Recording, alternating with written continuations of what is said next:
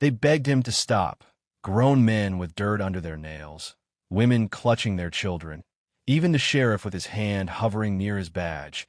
But the rancher never slowed his stride, and the sound that followed was not thunder, not gunfire, but something far worse: the cracking of a town's spine. Before you blink or scroll away, stay with me, because this is one of those stories where one decision changes everything, and you won't see the ending coming. If you feel that pull already, tap like and subscribe now, so you don't miss what happens next. The rancher's name was Caleb Horn, and he had the kind of face that looked carved by wind and sun, a face that didn't ask for permission from anyone. He walked through the center of Dry Creek with a folded deed in his fist and a silence around him so thick it swallowed every whisper. Dry Creek had always been small. One main road, a diner that smelled of grease and coffee, a school with peeling paint, and land that everyone pretended belonged to them collectively, even though the truth had been buried for decades. That truth was now folded into Caleb's hand. He had bought the last parcel bordering the town, legally, cleanly, with money earned the hard way, and what he planned to do next was the reason everyone had gathered. The old water line ran through his land, feeding every home, every field, every hope this town still clung to. Caleb intended to shut it down, reroute it, and build a private reservoir for his ranch. "You'll kill us," someone shouted, voice breaking, and Caleb didn't turn. To him, this wasn't cruelty, it was survival. Years ago, when the drought came and the town council voted to divert water away from his father's ranch, nobody begged then. His cattle died slow deaths, his father faster, and the town learned how to live without the horns. Or so they thought. Caleb reached the old valve near the dry cottonwood tree, the one his father had shown him as a boy, and knelt. Hands grabbed his shoulders, pleading turned to anger, anger to threats. The sheriff warned him about consequences, about laws that could still be twisted against him. But Caleb finally spoke, his voice low and steady, saying only, "You already chose." When he turned the valve, the sound wasn't loud, but it was final, like a door locking forever. At first, nothing seemed to happen. Then faucets coughed air, sprinklers died mid-spin, and the diner's coffee machine screamed before going silent. Panic spread faster than fire. Neighbors turned on neighbors, accusing, blaming, remembering old grudges that had never healed. The mayor tried to rally calm, but calm had no roots left. Caleb stood and walked back through the crowd, eyes forward, while behind him Dry Creek began to unravel. Arguments exploding into fists, shop owners slamming doors, parents dragging children home as fear took shape. By sundown, the town that had once shared barbecues and borrowed sugar from each other was divided into camps, hoarding what little water remained, drawing lines that would soon be crossed. Caleb reached his truck at the edge of town and paused, not because he doubted himself, but because he felt something shift, something irreversible. He drove away knowing this wasn't over, that what he had started would force the town to reveal who they really were when survival was on the line.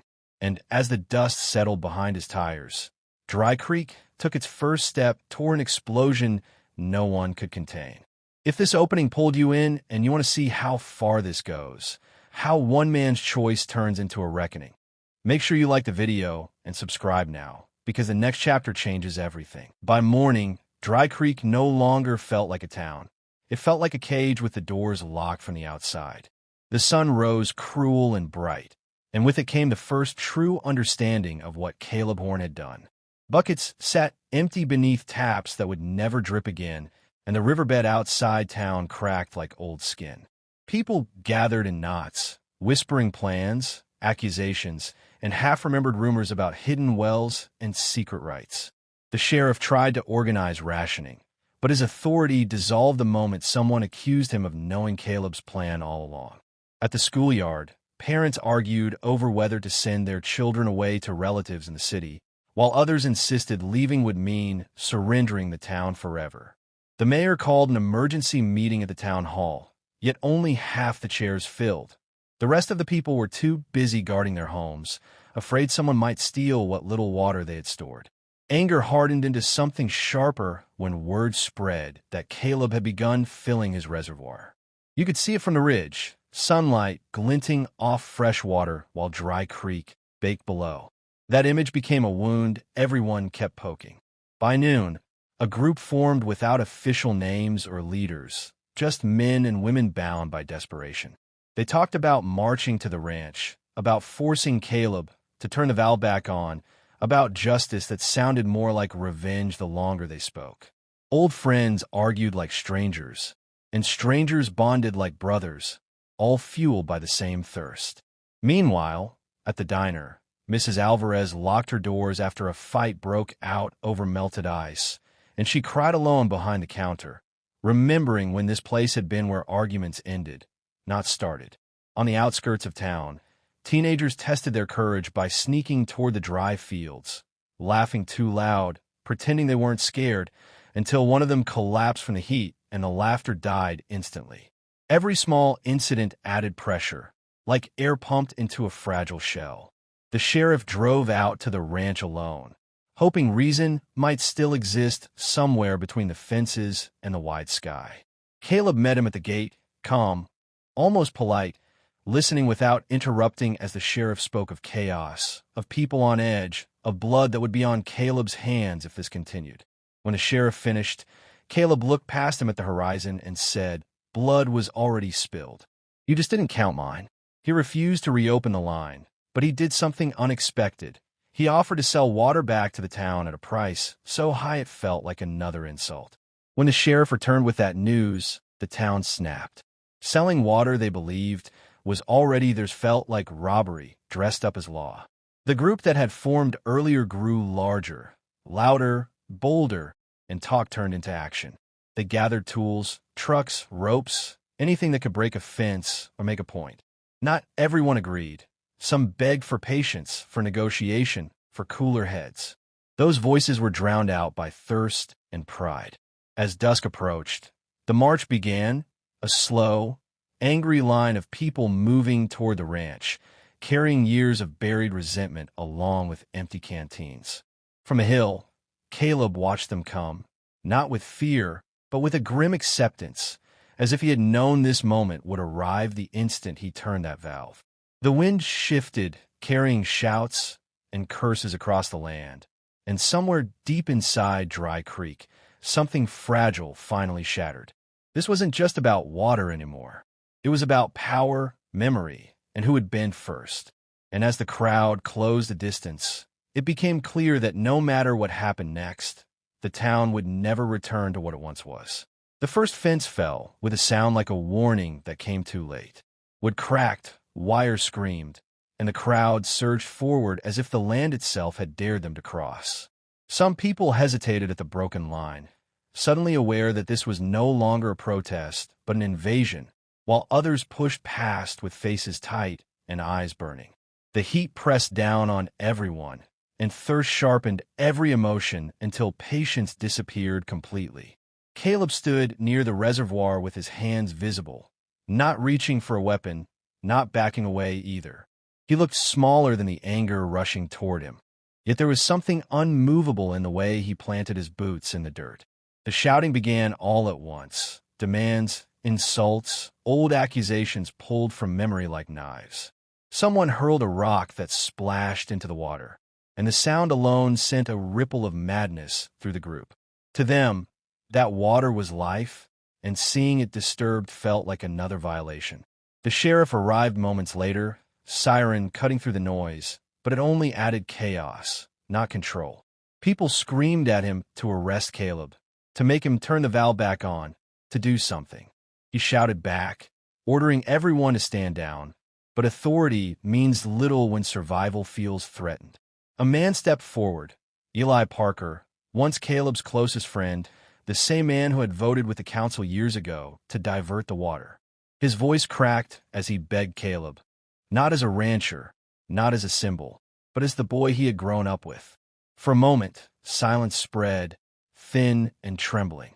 Caleb's eyes softened, and the crowd leaned in, sensing a turning point. Then Eli said the wrong thing. He told Caleb this was bigger than the past, that sometimes a man had to sacrifice for the greater good. The words hit like a slap. Caleb's face closed, the memory of his father's empty eyes flashing through his mind, and he answered quietly, "I already did." The quiet didn't calm anyone, it frightened them. A shove turned into a punch into a brawl. People fell into the dust, screaming, fists flying, neighbors fighting neighbors with a desperation that shocked even themselves. Someone tried to climb the reservoir wall, and another person dragged them down, afraid of what would happen if it broke. In the chaos, a truck engine roared to life. Someone had decided to ram the gate. The sheriff drew his weapon, not to shoot but to be seen, yet a single gunshot rang out anyway, accidental, wild, echoing across the land. Time seemed to stop.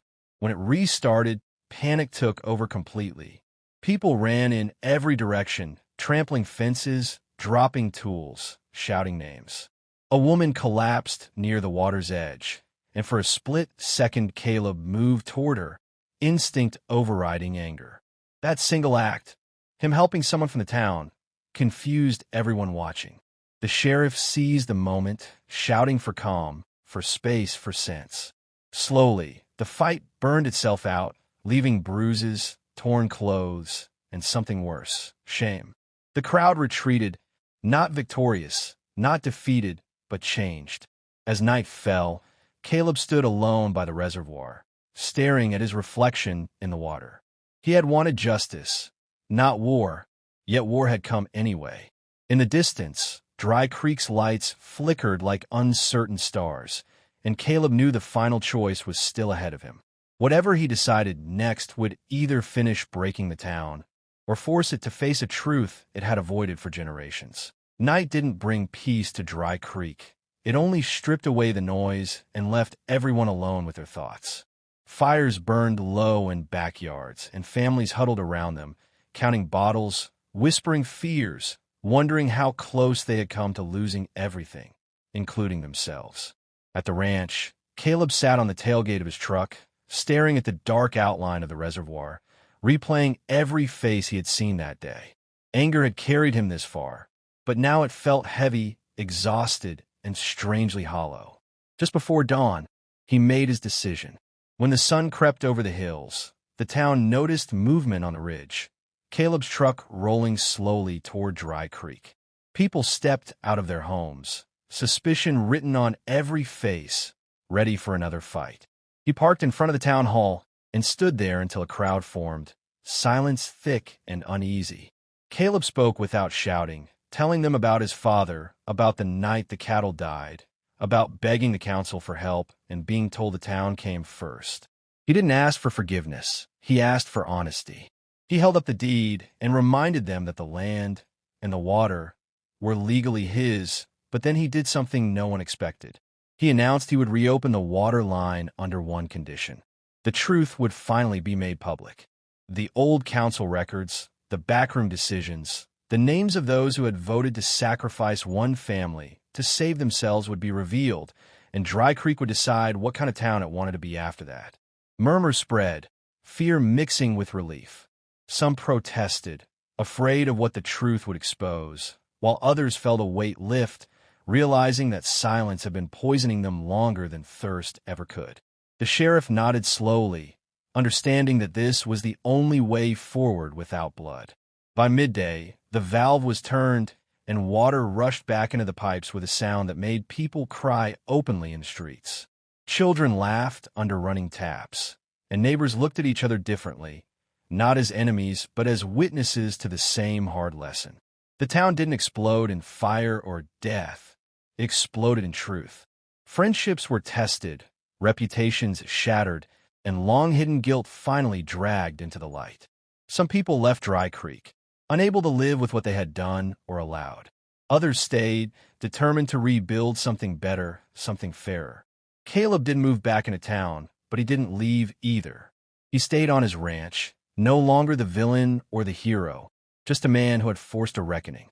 Months later, Dry Creek was quieter, humbler, and more honest than it had ever been. The water flowed, but no one took it for granted again. And if this story moved you, if it made you feel that tension, that release, that hard-earned hope, Make sure you like the video and subscribe to the channel because stories like this remind us that sometimes a town has to break open to finally heal.